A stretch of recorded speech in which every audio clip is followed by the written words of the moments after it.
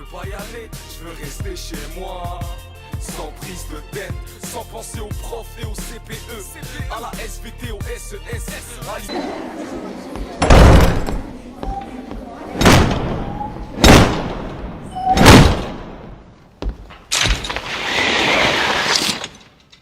Je prends le contrôle de cette chaîne. C'est moi le boss maintenant.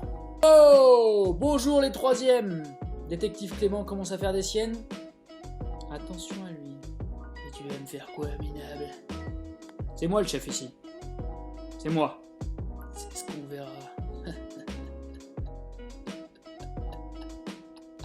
Alors les troisièmes, on se retrouve pour une nouvelle séance. Séance qui va parler de l'Inkipit de Matin Brun.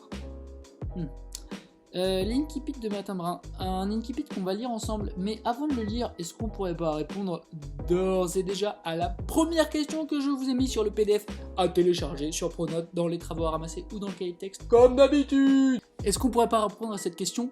Qu'est-ce qu'un Inkipit? Si j'étais en cours avec vous là, je laisserais un silence de mort. Je ne dirais rien jusqu'à ce qu'une personne me réponde. Je dirais, allez chercher dans votre cahier, allez-y, dépêchez-vous. Allez là, allez. Ça me manque de plus vous engueuler. Bon allez, un Inkipit, je vous le dis, on l'avait vu ensemble, c'est le début d'un roman. Ce sont les premiers mots ou les premiers paragraphes d'un texte, d'accord? Bon, et bien l'Inkipit de Matin Brun, on va le lire ensemble. Je vous mets le texte en PDF et puis, allez, soyons fous, je vous fais la lecture, c'est pas long. Les jambes allongées au soleil, on ne parlait pas vraiment avec Charlie. On échangeait des pensées qui nous couraient dans la tête, sans bien faire attention à ce que l'autre racontait de son côté. Des moments agréables où on laissait filer le temps en sirotant un café. Lorsqu'il m'a dit qu'il avait dû faire piquer son chien, ça m'a surpris, mais sans plus. C'est toujours triste un klebs qui vieillit mal. Mais passé 15 ans, il faut se faire à l'idée qu'un jour ou l'autre il va mourir. Tu comprends, je pouvais pas le faire passer pour un brun. Bah un labrador, c'est pas trop sa couleur, mais il avait quoi comme maladie? C'est pas la question, c'était pas un chien brun, c'est tout. Mince alors, comme pour les chats maintenant? Ouais, pareil. Pour les chats, j'étais au courant. Le mois dernier, j'avais dû me débarrasser du mien. Un de gouttière qui avait eu la mauvaise idée de naître blanc taché de noir. C'est vrai que la surpopulation de chats devenait insupportable, et que, d'après ce que les scientifiques de l'État national disaient, il valait mieux ne garder que les bruns. Que les bruns. Tous les tests de sélection prouvaient qu'ils s'adaptaient mieux à notre vie citadine, qu'ils avaient des portées peu nombreuses et qu'ils mangeaient beaucoup moins. Ma foi, un chat c'est un chat, et comme il fallait bien résoudre le problème d'une façon ou d'une autre, va pour le décret qui a instauré la suppression des chats qui n'étaient pas bruns. Les milices de la ville distribuaient gratuitement des boulettes d'arsenic. Mélangées à la pâtée, elles expédiaient les matous en moins de 2. Mon cœur s'était serré, puis... on oublie vite. Alors je vais répondre avec vous à la question. Vous pouvez mettre pause pour ceux qui veulent y répondre seuls. Pour les autres, prenez la correction. Je sais que c'est pas idéal comme façon de faire, mais bon, on peut pas faire autrement. Alors, pour répondre à la première question, à la deuxième question, en combien de parties peut-on découper cet extrait et pourquoi? D'abord, on a quelque chose qui est de l'ordre de la scène anodine. Au début du récit, l'ambiance est sereine, elle est agréable, on a les jambes allongées au soleil, tranquille, des amis installés à la terrasse, qui boivent un café, tout va bien. Deuxième partie, on a une conversation qui est surprenante. Il y a un décalage entre faire piquer son chien, quelque chose qui arrive malheureusement, et le fait que le chien n'était pas brun. Ça surprend, d'accord? Ça c'est la deuxième partie du texte. Première partie, la scène est anodine. Deuxième partie, la conversation est surprenante. Puis troisième partie, début de la compréhension de ce qu'on va appeler être un état totalitaire.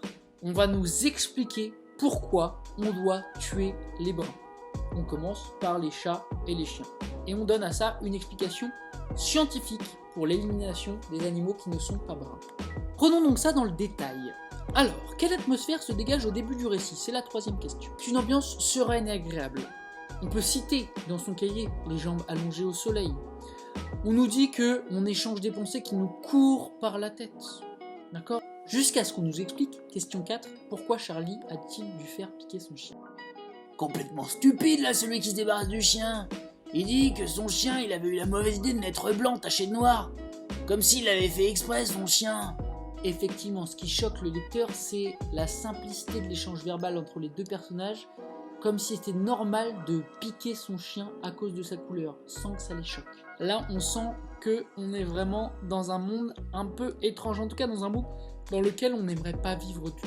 Ils ont qu'à essayer de le piquer, mon chien, là, ils verront à qui ils ont affaire. Calmez-vous là, c'est pas la question, hein. On lit un texte.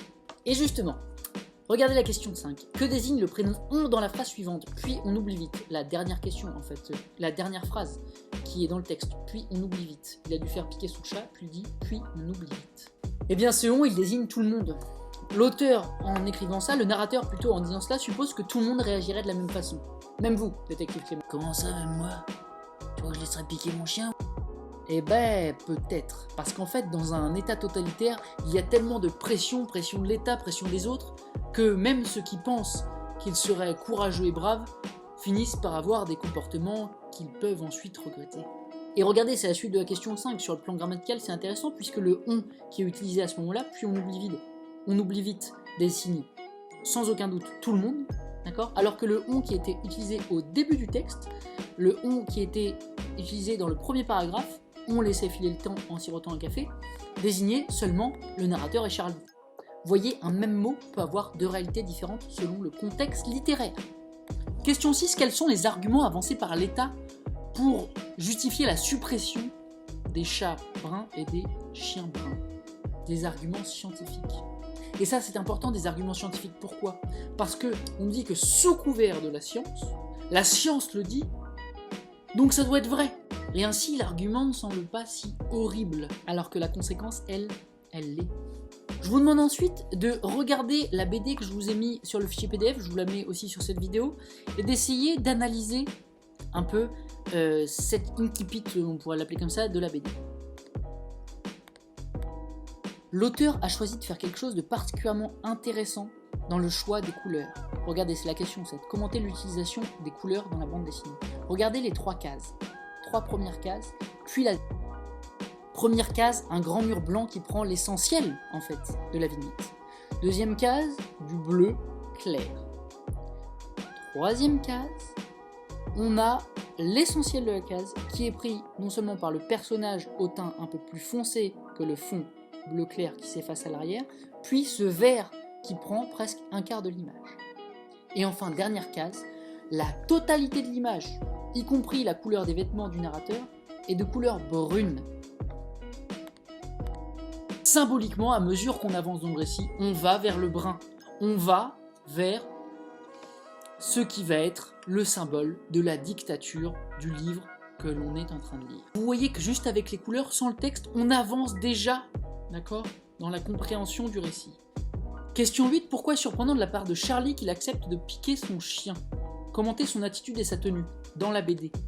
C'est intéressant la manière dont l'auteur de la BD a décidé de représenter Charlie. Regardez, des rouflaquettes, un t-shirt hard rock, il fume, d'accord? Il y a d'ailleurs un paquet de tabac mis en avant en bas à droite. Charlie répond en gros à ce qu'on pourrait appeler être un rocker. Et rocker, c'est être à la marge, marginal, c'est ne pas obéir à tous les ordres qu'on nous donne. Et que même Charlie, lui, ait piqué son chien, c'est un signe pour nous dire que, en gros, tout le monde peut en arriver là. Même vous, détective Clément. Moi, je vois ça, moi. Bah oui, même vous. En tout cas, c'est ce qu'on peut imaginer. C'est sur cette première approche de Matin Brun que je termine cette séance. D'accord? On a dit pas mal de choses déjà sur l'œuvre. Prenez-les bien sur votre cahier. On se retrouve très bientôt pour une analyse précise du texte. Téléchargez bien les fichiers PDF, s'il vous plaît, pour suivre ce que je dis. En attendant, je vous souhaite une très bonne journée. Prenez soin de vous, prenez soin de vos proches. Restez chez vous. À bientôt.